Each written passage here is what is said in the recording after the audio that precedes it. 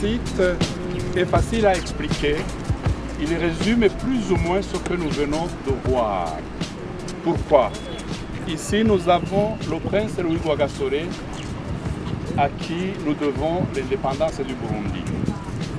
Ce monument qui est tout à fait récent ici, c'est un hommage au prince Louis Rwagasore, assassiné en 61, vous l'avez vu, le 13 octobre. Ici, c'est l'illustre président Ndadaye Melchior, premier président démocratiquement élu en juin, le 1er juin 1993. Et comme vous vous intéressez à l'histoire du pays de manière très sincère, il faut signaler que c'était le premier président de l'ethnie Hutu élu et assassiné 3 mois après son investiture. Donc, le prince, assassiné en octobre 61, Ndadaye, assassiné en octobre 1993. Octobre 61, octobre 93. 21 octobre ici, 13 octobre. On a mis ces monuments pour l'histoire, pour la génération présente et future, mais aussi pour les partenaires du Burundi qui visitent le Burundi, pour que chacun sache que représentent ces deux personnages. Les deux personnages, on les a mis ici parce que aussi on est en train de faire la nouvelle route qui relie la ville à l'aéroport et qui sera une route à 4 voies, à deux voies à gauche, 2 voies à droite. Ça sera aussi le symbole qu'on entre dans la ville. Le long de cette route qui est en construction, il y a un quartier qu'on appelle le quartier miroir. Il y a une belle ville avec une nouvelle architecture. C'est aussi pour dire, je quitte l'aéroport, voici le quartier miroir pour dire, soyez les bienvenus. Mais cet arbre, on ne l'a pas touché. Cet arbre, on ne l'a pas touché, c'est un vieux arbre.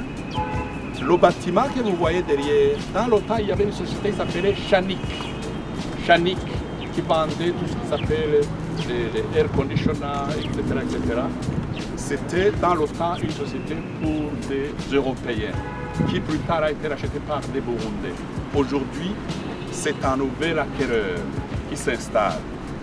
Cet arbre, dans le temps, les Burundais de Bujumbura l'avaient baptisé l'arbre des amoureux. L'arbre des amoureux. Et tous ceux qui sont mariés samedi ou dimanche ou lundi devaient venir prendre une photo là-bas. Et on a constaté que tous ceux, écoutez-moi bien, qui sont venus prendre une photo ici, leur mariage ne durait pas plus de 6 mois. Et depuis cette période, les photos, on ne les prend plus ici, on les prend de côté du lac Royal. Donc ce n'est plus un arbre des amoureux, c'est l'arbre des séparations. Oui. La posture des deux chefs. La posture. La posture.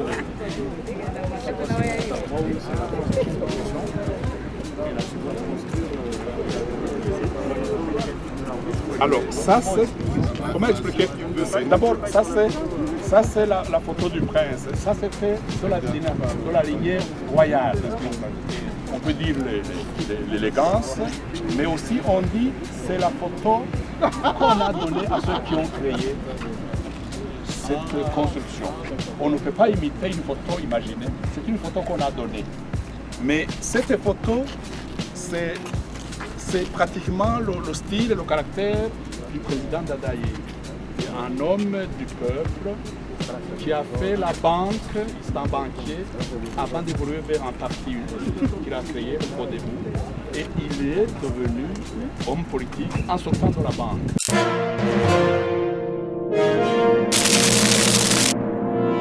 Nous allons remercier notre pays frère, le Burundi, de nous avoir déjà accordé cette plateforme de retrouvailles. Merci pour l'accueil et pour ce moment. C'était un moment vraiment plein d'émotions et plein d'histoires. Nous vous remercions pour ce bon résumé qui nous a un peu donné le panorama culturel du Burundi. Merci. Qu'est-ce que vous avez appris de tout ce qu'on vous a raconté? J'étais assez impressionnée par déjà l'histoire du prince, du prince de Burundi et surtout le premier président élu démocratiquement.